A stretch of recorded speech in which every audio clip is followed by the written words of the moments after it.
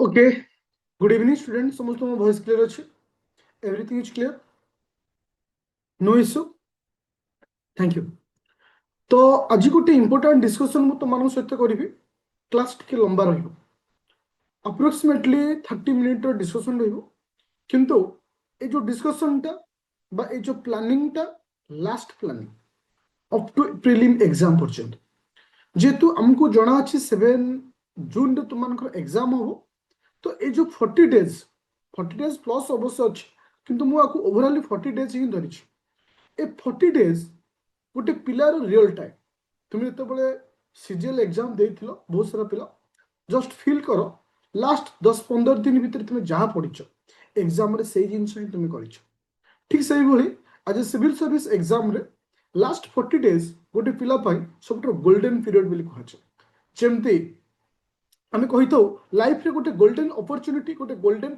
Time आसे से गोटे एग्जाम रो पर्टिकुलर सिविल सर्विस एग्जाम रो गोल्डन पीरियड होची लास्ट 40 डेज जो 40 डेज को जे 100% यूटिलाइज करे से 100% सक्सेस पाइबे आज डिस्कशन रे मु तुम मान सहित डिस्कशन करी जे एक्चुअली आमको को स्ट्रैटेजी मेंटेन करिवार अछि कहीं समस्ते हार्डवर्क करते समस्ते स्मार्ट वर्क करते फिर भी समस्ते को भीतर किसी जन फेलुअर हो जाते और कारण हूँ प्रॉपर टाइम रे प्रॉपर टाइम रे प्रॉपर प्लानिंग तो जानी थी महेंद्र सिंह धोनी रो गोटे स्टेटमेंट सब थाए जे राइट टाइम रे राइट प्लानिंग दैट मीन्स जदि गोटे पिला गोटे स्टूडेंट कौन भी व्यक्ति ता लाइफ रो कौन भी सिचुएशन रे प्लानिंग टाक बेस्ट दब से निश्चिंत सक्सेस पाइब तुम देखि आम माइंड रे अनेक समय नेगेटिविटी पड़े आसे किंतु तुम जदि नेगेटिविटी को दूर चाहूँ तो प्लानिंग को टिके स्ट्रॉन्ग करा पड़ो ताल तुम सक्सेस पाइब ठीक से ही पॉइंट ऑफ व्यू रे आज क्लास रे आज पॉइंट रे मो समस्त विषय डिस्कशन करी आउ एतिक गारंटी देवी आज डिस्कशन रे तुम यदि से जिन को फॉलो कर 100 रू 100% प्री क्लियर कर ही क्लियर कर समस्ते रेडी अच्छे तो स्टार्ट करिए डिस्कशन को थैंक यू चलिए समस्त को पीडीएफ शो होजी कहीं मेसेज अनेसेसरी करबनी बेटर हम पाखे जदि पेन पेपर थी नोट डाउन टी करनब कहीं ना ए वीडियो को सेकेंड टाइम देखिबार आवश्यकता नहीं बस एबे जो प्लानिंग कहबी से प्लानिंग को लेके जीवार अच्छे ए प्लानिंग तुमर लास्ट प्लानिंग ए प्लानिंग को अप टू एग्जाम पर्यंत आम रखा तो टोटाली आम पाखे केते दिन अच्छे टोटाल आम पाखे 40 डेज अच्छे तो मुझे गोटे क्वेश्चन कहि जे व्हाई तो व्हाई लास्ट चांस ए वर्ष प्रिलिम आम कहीं लास्ट चांस एथिपाई जे ए वर्ष बहुत कम पिला अप्लाई करछन्ती जोटा कि प्रथम पॉइंट द्वितीय पॉइंट क्वालिटेबल कंपटीशन एथर टिके डाउन रहे बहुत सारा पिला कहबे जे सर कोन पे क्वालिटेबल कंपटीशन डाउन रहे बोली कहउछन्ती देखो जेहेतु साइमल्टेनियसली यूपीएससी और ओपीएससी एग्जाम चलुचे दुईटी एग्जाम रो पैटर्न डिफरेंट जो पिला सीरियस थी यूपीएससी को से समय पीसीएस स्टेट पीसीएस क्लियर करबा डिफिकल्ट हो लागी पारे सब सिलेबस समान किंतु डिफिकल्ट हम कहीं तुम लास्ट ईयर देखि जो भली ओपीएससी क्वेश्चन पचारला माने माने हमको लगुच सिली किंतु that is not silly question technical question थिला तो से जिनसटा हमको यूपीएससी प्रिपेयर कले ओपीएससी क्लियर करटा सहज हो जीवन तो ये गोटे टाइम बा ये गोटे पीरियड गोटे पिला को जे लास्ट चांस हमें कहि परिबो जेहेतु अल्प पिला अप्लाई करछन्ती अधिक पोस्ट अछि क्वालिटेबल प्रिपरेशन उतर कम अछि तो it is the best type a best माने कहि परिबा जे opportunity for the clear the exam that is the first point second point होछि आउ आजिरो डेट रे मन रखो आज होछि 24/4/2026 मु तुम गोटे वर्ड कहूछि वर्ड को मन रखियो ए वर्षर कट ऑफ 2023 भली इतिहास सृष्टि करियो 2023 रे कटअप के मन अच्छी कह 2023 कटअप के कहार आइडिया अच्छे 23 माने जोटा कि 22 एग्जाम 23 रहता general category cutoff UR cutoff approximate दरकार परफेक्ट दरकार नहीं अप्रोक्सीमेटली 48 48 जस्ट इमेजिन से समय आउट ऑफ तुम पोस्ट थिला केते ना 600 प्लस थिला पोस्ट कटअप थिला 48 that is the first point ଯେତେବେଳେ ମୁଁ ନେକ୍ସଟ ଇୟର କଥା କହିବି ମାନେ 2024 କଥା କହିବି 2024 ରେ ପୋଷ୍ଟ ଥିଲା 399 বা 399 ଯୋଉଟା କି ଏ ବର୍ଷ ଟାଇପର ସେ ବର୍ଷ କଟଅଫ କେତେ ଥିଲା କହିପାରିବ ଆପ୍ରୋକ୍ସିମେଟ ଲକ୍ଷ ମୁଁ ବି ପରଫେକ୍ଟ କଟଅଫ କୁ ଯାଉନି ଆପ୍ରୋକ୍ସିମେଟଲି 74 ଥ୍ୟାଙ୍କ ୟୁ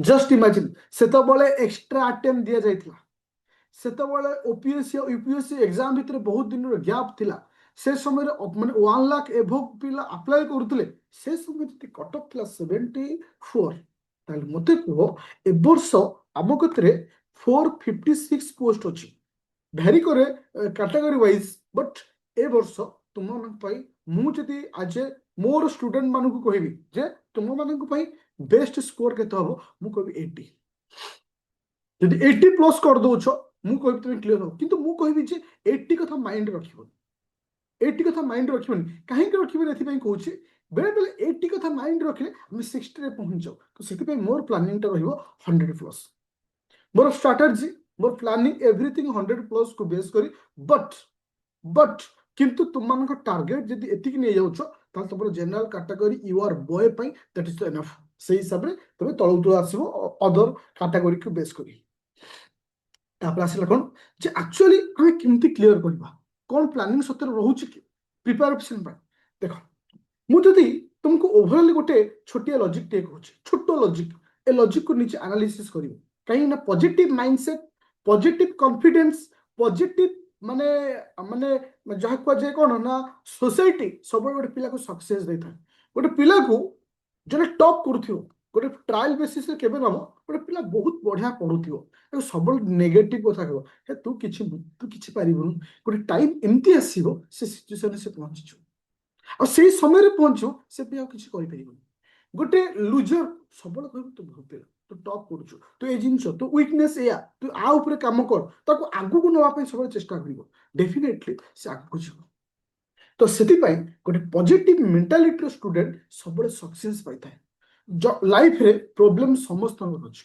ଏମିତି ବର୍ତ୍ତମାନ ଲାଇଫରେ 170 ପ୍ଲସ୍ ଷ୍ଟୁଡେଣ୍ଟ ଲାଇଫ କ୍ଲାସ୍ କରୁଛୁ ମତେ କେହି ଜଣେ କହିଦେବ ଆଇ ଆମ୍ ପର୍ସନ ଯୋଉଟା କି ମୋ ଲାଇଫରେ କିଛି ପ୍ରୋବ୍ଲେମ ନାହିଁ କି ଜଣେ କହିପାରିବ କି ସିଙ୍ଗଲ ଜଣେ ବି କହିବନି ଇଭେନ୍ ମି ମତେ ମିଶେଇଲେ ମଧ୍ୟ ଏମିତି କୌଣସି ବ୍ୟକ୍ତି ନାହିଁ ଯାହା ଲାଇଫରେ ଟେନସନ ନାହିଁ କୌଣସି ଷ୍ଟୁଡେଣ୍ଟ ନାହିଁ ଯାହା ଲାଇଫରେ ପ୍ରୋବ୍ଲେମ ନାହିଁ ଏମିତି କୌଣସି ବ୍ୟକ୍ତି ନାହିଁ କହିବାକୁ ଚାହୁଁଛି ଏମିତି କୌଣସି ବ୍ୟକ୍ତି ନାହିଁ ଯାହାର ଫ୍ୟାମିଲି ପ୍ରୋବ୍ଲେମ ନାହିଁ ଆଇଦର ହେଲ୍ଥ ଇସ୍ୟୁ ଥିବ ଫ୍ୟାମିଲି ଡିଷ୍ଟର୍ବାନ୍ସ ଥିବ ମାନେ ହେଡାକ୍ ଥିବ ପିଲାଙ୍କ କେୟାର ଥିବ ହଜବେଣ୍ଡ କେୟାର ଥିବ ଏକ୍ସୱାଇଜେଡ୍ ତ ଆ ଭିତରେ ଆମେ ସେତେବେଳେ ସକ୍ସେସ୍ ପାଇବା ଯେତେବେଳେ ଆମର ମାଇଣ୍ଡ ସେଟ୍ଟା ପଜିଟିଭ ଥିବ ମାଇଣ୍ଡ ସେଟ୍ଟା ପଜିଟିଭ ଥିବ ତ ସେଇ ପଜିଟିଭ ସେଟ୍ଟାକୁ ଲାଷ୍ଟ 40 ଦିନ ମୁଁ ରଖିବାକୁ ଚାହୁଁଛି ଲାଷ୍ଟ 40 ଡେଜ୍ ଯଦି ମୋ ପାଖରେ ପଜିଟିଭ ଥିବ ଯଦି ମୁଁ ଫେଲ୍ ହେବା ପାଇଁ ଥିବି ମୁଁ 100% ପାସ୍ କରିଯିବି ବହୁତ ଥର ଦେଖିଛି ଗୋଟେ ଛୋଟିଆ ଏକ୍ସାମ୍ପଲ କହିବି ଲାଷ୍ଟ ଇୟରରେ ଯୋଉ ପିଲା ପାଇଥିଲା ଆମର ଓଏସ୍ ପାଇଲା ଯିଏକି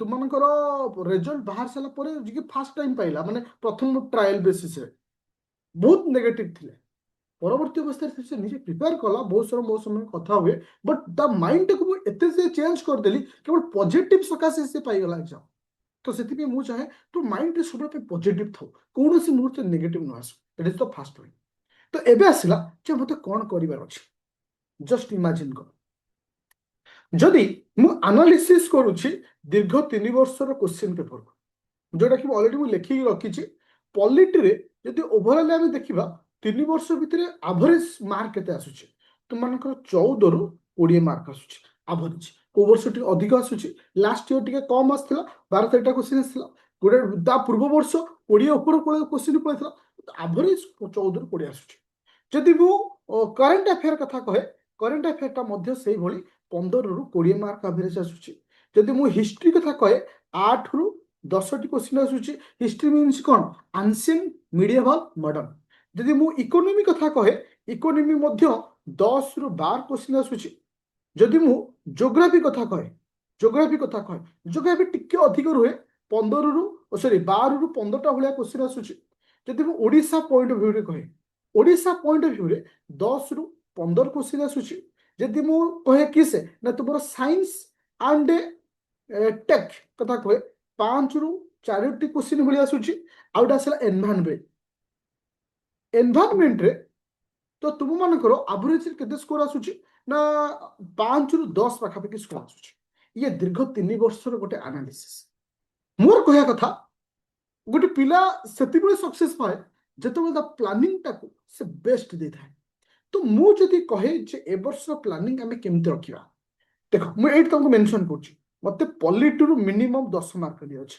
जेतु मो भाई पॉलिटी होछि स्ट्रांग ऑलरेडी मु तुम मानकर जो माने पुराना पिला अछ तुमरा 90% पॉलिटी सरीछ बट रैपिड फायर रे बहुत कम पॉलिटी पढ़ाई जोटा कि बूस्टर क्लास काली ठर आरंभ हो से बूस्टर क्लास समस्त को प्रोवाइड करिवि बोथ प्री प्लस मेन थिबा पिला प्लस एमान को प्रोवाइड करिवि तो ए बूस्टर क्लास रे मु चैलेंज दे कहिवि तुमे 100 रु 100 क्वेश्चन तार भितर पाइबो जे गोटे दिटा मार्क यदि कटि जाय 95 तो ग्यारंटी बूस्टर क्लास रो पाइबो एटा मोर चैलेंज तो एटा हूँ 10 मार्क आनी बेसी कथा मुझे करेन्ट अफेयर जोटा कि बर्तमान आम बैकबोन 100% पिला भितर 90% पिला प्रोब्लेम था करेन्ट अफेयर जस्ट इमेजिन कर सीजीएल एग्जाम चलता मुझे तो माराथन क्लास नहीं 6 मासर करेन्ट अफेयर जो आईआर पढ़े इंपोर्टाट डेट पढ़े स्पोर्ट्स पढ़े अवार्ड पढ़े एवरीथिंग पढ़े तुम प्रूफ भी पाइछ सीजीएल एग्जाम रे जहाँ पढ़े करेन्ट अफेयर रू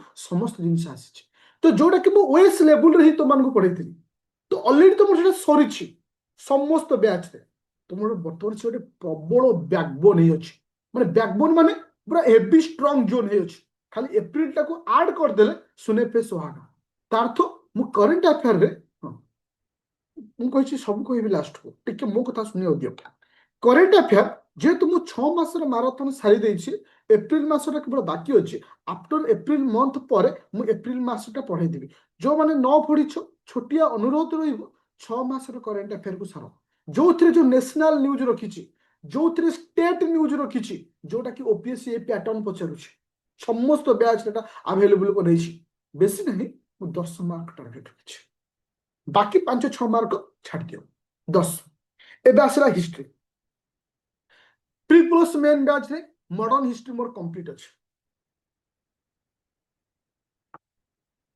हां वो मॉडर्न हिस्ट्री मोर प्री प्लस मेन बैच रे कंप्लीट अछि बट हमरो बूस्टर क्लास टा तुमर जेहेतु कालटू स्टार्ट हबो ता टाइम टेबल अनुसार मु तुमको कंप्लीट करिवि से विषय मु कहबि तो तुमर इथे केतरा क्वेश्चन आसुछि ना 8 रु 10 टा क्वेश्चन आसुछि बेसी नहीं मोर मु हिस्ट्री रे तुमन पे 4टी क्वेश्चन रखुछि मु 4टी करिवि बेसी नहीं ओके तो एबा आसला इकोनॉमी तो pre plus main batch almost 70% तुमरो इकोनॉमी मु कंप्लीट करै छी तो बाकी जते को रही छी आउ जते की पढ़ा है समस्त जिनस तुमरो बूस्टर क्लास थ्रू रे थ्योरी आउ टिके भी स्ट्रांग है तो इकोनॉमी रे मु बेसी रखुनी तुम मानकु जेतु तुम मानकर इकोनॉमी सर्वे अछि बजेट अछि इंडिया रो बजेट अछि तो ए सब को नेक 5 मार्क रखुछ ओके गोटे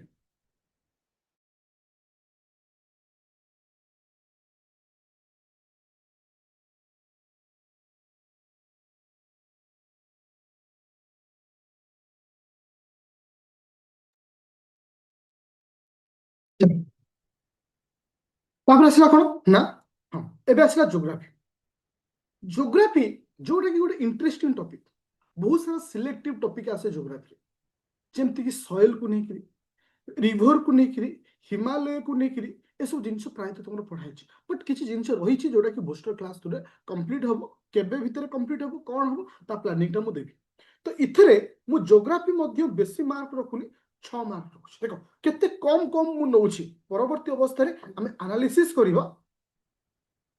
करिवा जे कोठा कोन बेस्ट करा जबो ओडिसा अनदर बैकबोन मु ओडिसा वर्तमान सुधा समस्त बैच रे कंप्लीट करि सारिछि ओडिसा रो modern history Odisha ancient history Odisha रो मिडिएवल हिस्ट्री ओडिसा रो ज्योग्राफी ओडिसा रो economy Odisha art and culture everything मोर कंप्लीट अछि ये गुटे तुमर बैकबोन जो पिला न पढ़िछ छोट अनुरोध आग ताकू सार जो थरे ओडिसा रो मु बेसी नाही केते मार्क तुमन को सहित रखिया पे मु कहूची तुमन पे बेसी नाही 6 मार्क ओके बाकी तुमको छाओ पूरा कम कम को जाउछ science and tech this a very important section ए वर्ष पे रही विभिन्न स्पेस मिशन आसी एमती रही साइंस एंड टेक रे मु 2 मार्क रखुछ ओके सितरे बहुत सारा वैक्सीन अछि तुमको बे रिसेंटली वन शॉट पढ़ाई ओके ଟିକେ ମତେ କହିବି ୱେଟ୍ କର। ତ ଏ ସବୁକୁ ମିଶି 2 ମାର୍କ ରଖୁଛି। ଏନଭାରନମେଣ୍ଟ ଦେଖ, ସାଧାରଣତଃ ଏନଭାରନମେଣ୍ଟରେ କ'ଣ ହୁଏ, ଆମେ ଭାବୁ ଏନଭାରନମେଣ୍ଟ ଆମକୁ ଥିଓରିଟିକାଲ ବେଶୀ ଦରକାର ନାହିଁ। ଥିଓରିଟିକାଲ ରହିବା ସହିତ କ'ଣ ରହିବା ଦରକାର ଆମକୁ ନା କରେଣ୍ଟ ଭିତରେ ଷ୍ଟ୍ରଙ୍ଗ ରହିବା ଦରକାର, ଯେମିତିକି ପଲ୍ୟୁସନ ରହିଲା। ଦେଖ ଏଥର ଏନଭାରନମେଣ୍ଟରେ ଯୋଉ ଟପିକ ସବୁ ଅଛି, ଯେମିତି ତମମାନଙ୍କୁ ପଢେଇଥିଲି, ତମର ଏବେ ନ୍ୟାଚୁରାଲ ଗ୍ୟାସ ଉପରେ ବହୁତ ସାରା କ୍ୱେଶ୍ଚିନ୍ ଆସିବାର ଚାନ୍ସ ଅଛି। ତୁମର ରେୟାର ଆର୍ଥ କରିଡର ଅଛି, ଏଟା 100% କ୍ୱେଶ୍ଚିନ୍ ଆସିବ। ତ ଏଇ ସବୁ କିଛି ଟପିକ ଅଛି ଯୋଉଟା କି ତମକୁ ମୁଁ ମାନେ ଗ୍ୟାରେଣ୍ଟି ସହିତ କହିପାରିବି, ଯାହା ତମକୁ କ୍ୱେଶ୍ଚିନ୍ ଦଉଛି ବା ଯାହା ତମକୁ ବୁଷ୍ଟର କ୍ଲାସରେ ପଢେଇବି, ଏତିକି ତମ ଉପରେ ଟ୍ରଷ୍ଟ କରିପାରିବ ଯେ ତା ଭିତରୁ ଏନଭାରନମେଣ୍ଟ ଭିତରୁ ତମେ 5 ମାର୍କ ପାଇବ। ଛୋଟିଆ ଆନାଲିସିସ୍ ଟିକେ କହୁଛି ବୋଲେ ଆଉ ଟିକେ ଆଡ୍ କରି କହିଲେ କେତେ ମାର୍କ ରହିଲେ। ମୁଁ ସବୁଥିରେ ହାଫ୍ ହାଫ୍ ନେଇଛି। Polity 10, current affair 10, history 4, eco environment 5, geography 6, Odisha ହଉଛି 6 ମାର୍କ। ତ ଟୋଟାଲ କେତେ ମାର୍କ ହଉଛି? 50 ମାର୍କ। তুমি ଜଷ୍ଟ ସାଇକୋଲୋଜିକାଲି ଭାବ ଯେ ଏତେ ସବୁ କମ୍ କମ୍ ନବା ସତ୍ତ୍ୱେ ବି ଆମେ 50 ମାର୍କରେ ପହଞ୍ଚି ପାରୁଛେ। ତ ଏଇ ଜିନିଷ ହଉଛି ଇମ୍ପୋର୍ଟାଣ୍ଟ। ଗୋଟେ ପିଲା ସିଭିଲ ସର୍ଭିସ ଅଫିସର ମାନେ ତା ପାଖରେ ଗୋଟିଏ ଜିନିଷ ରହିବା ଦରକାର, ଗୋଟେ ଆକ୍ୟୁରେସି। ଆକ୍ଚୁଆଲି ଆମେ ଭଲ ସ୍କୋର କରିଥାଉ କେମିତି ଜାଣିଛ? ମୁଁ ଧରକର 50ଟା ଠିକ କରିଛି, ମୋର 50ଟା ବି ଭୁଲ କରିଥିବି। ଦେଖ ଏଟା ହଉଛି ମୁଁ ମାନେ ଏଇଠି ତ ମୁଁ ନେଗେଟିଭ ମାର୍କ ପାଇଗଲି। ସପୋଜ ଗୋଟେ ପିଲା ଥିବ, ହଁ 48ଟା ହଉଛି ନା କ'ଣ, ହଉ 48ଟା ହଉ, ଅସୁବିଧା କ'ଣ ହେଲା? 48 ଚलो ଚଳିବ, 48 ହଉ। ତ ଆମର ଯେତିକି ଠିକ କରିଥାଉ ତାଠୁ ଅଧିକ ଆମେ ନେଗେଟିଭ ମାର୍କ କରିଦେଇଥାଉ। ଗୋଟେ ଜିନିଷ ରହିବ, ଆମେ ଟିକେ ଯେତେବେଳେ ପ୍ରାକ୍ଟିସ ସେଟ୍ ଦଉଛ, ଯାହା ବି କରୁଛ, ଆକ୍ୟୁରେସି ଉପରେ ଧ୍ୟାନ ଦେବ। ତା ଅର୍ଥ ଆମର ଏତିକି ପ୍ଲାନିଂ ରହିଲା ଯେ ଆମେ ଏଇ ଜୋନ୍ ଉପରେ କାମ କରିବା, ଏଇ ଜୋନ୍ ଆମେ ସକ୍ସେସ୍ ପାଇବା। ପ୍ରତ୍ୟେକ ଜୋନ୍କୁ ଆମେ ଇକ୍ୱାଲି ଦେଖିବା ଆଜ ଏ ବୁଷ୍ଟର କ୍ଲାସ୍ ଥ୍ରୁରେ। ଆଚ୍ଛା, ଏବେ ମୋର କ୍ୱେଶ୍ଚିନ୍ ଆସିଲା ଯେ ଏବେ କରିବା କ'ଣ? ପ୍ଲାନିଂ ତ ଦେଇଦେଲି, ସବୁ ଜିନିଷ ପାଇଗଲି, ତ ମୋର ପ୍ଲାନିଂରେ କାମ କରିବା କେମିତି, ଯୋଉଟା କି ସିଜିଏଲ ଟାଇମରେ ମୁଁ ତମକୁ କରେଇଥିଲି। ଯେମିତି ମୁଁ ଏଥିରେ ଯୋଉ ପ୍ଲାନିଂ କରିଛି, 15 +10 +10 +5 ରଖାଇଛି। ଇଏ ହଉଛି ମୋର ପ୍ଲାନିଂ। ମନ ଭିତରେ କ୍ୱେଶ୍ଚିନ୍ ଅଛି, ସାର୍ କ'ଣ 15 +10 +10 +5 କ'ଣ? ଦେଖ ଫାଷ୍ଟ 15 ଡେଜ୍ ହଉଛି ଆମ ପାଇଁ ସବୁଠାରୁ ଚ୍ୟାଲେଞ୍ଜିଂ ଡେ। ଚ୍ୟାଲେଞ୍ଜିଂ ମାନେ ଦେଖ, ଏଇ 15 ଦିନ ମାନେ ଆଜି ହଉଛି 24 ତାରିଖ, 24ରୁ ଯଦି ଆମେ ଆଭରେଜ 15 ଦିନ ନଉଛେ, ମେ 10 ତାରିଖ ଯାଏ ପଡୁଛେ, ଆ ଭିତରେ ସମସ୍ତ ବୁଷ୍ଟର କ୍ଲାସ କମ୍ପ୍ଲିଟ ହବ। ଆଉ ମୁଁ ତୁମକୁ ଯୋଉ ବୁଷ୍ଟର କ୍ଲାସ ଦେବି, ମୁଁ କହିଛି ଟିକେ ୱେଟ୍ କରିବ ସମସ୍ତଙ୍କୁ, ମୁଁ କହିବି। ଥରେ ମତେ କହିବାକୁ ଦିଅ, ମୋ ପ୍ଲାନିଂକୁ ବୁଝ। ଦେଖ ପ୍ରୋବ୍ଲେମ କ'ଣ, ଆମେ ବୁଝୁନୁ କାହା କଥା। ନ ବୁଝିକି ଆମେ ସବୁବେଳେ ଆମ ମନ ଭିତରେ କ୍ୱେଶ୍ଚିନ୍ଟାକୁ କହିବା ପାଇଁ ଟ୍ରାଏ କରୁ। ଆ ଦ୍ୱାରା ଦିଟା ଲସ୍ ହୁଏ, କ୍ୱେଶ୍ଚିନ୍ଟାର ଆନ୍ସର ବି ପାଉନୁ।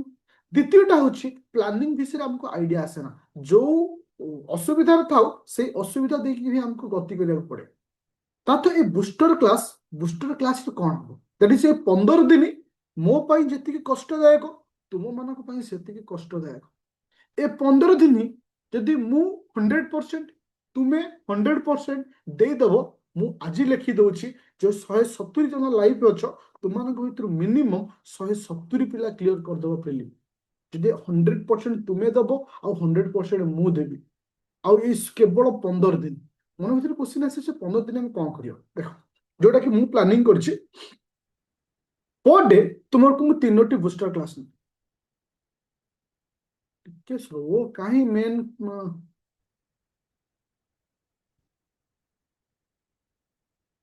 ଟିକେ ୱେଟ୍ କର, ମୁଁ ଲାଷ୍ଟକୁ କହିବି, ସବୁ କହିବି, ଟିକେ ୱେଟ୍ କର। ଦେଖ ଏ 15 ଦିନ କ'ଣ ହବ, ପ୍ରତ୍ୟେକ ଦିନ ମୁଁ 3ଟି ବୁଷ୍ଟର କ୍ଲାସ ନେବି। ବୁଷ୍ଟର କ୍ଲାସର ଡ୍ୟୁରେସନ ମ୍ୟାକ୍ସିମମ୍ 45 ମିନିଟ୍ ହବ। ବୁଷ୍ଟର କ୍ଲାସର ଡ୍ୟୁରେସନ ମାତ୍ର 45 ମିନିଟ୍ ହବ। ବୁଷ୍ଟର କ୍ଲାସ ଟାଇମିଂ କ'ଣ ରହିବ? ଦେଖ ଗୋଟେ ରହିବ 5ଟା ଟାଇମରେ, ଇଭିନିଂ PM ରେ। ଆଉ ଗୋଟେ ବୁଷ୍ଟର କ୍ଲାସ ରହିବ 7 PM ରେ। ଆଉ ଗୋଟେ ବୁଷ୍ଟର କ୍ଲାସ ରହିବ, ବେଶୀ ନାହିଁ, ରାତି 10ଟାରୁ। ରାତି 10ଟାର ଯୋଉ କ୍ଲାସଟା ରହିବ, ଏଟା 30 ମିନିଟର କ୍ଲାସ ରହିବ, 30 ମିନିଟର। ଆଉ ବାକି ଯୋଉ ସମୟରେ ଯୋଉ କ୍ଲାସ ରହିବ, ଆପ୍ରୋକ୍ସିମେଟଲି 1 ଆୱାର କ୍ଲାସ୍ ରହିବ।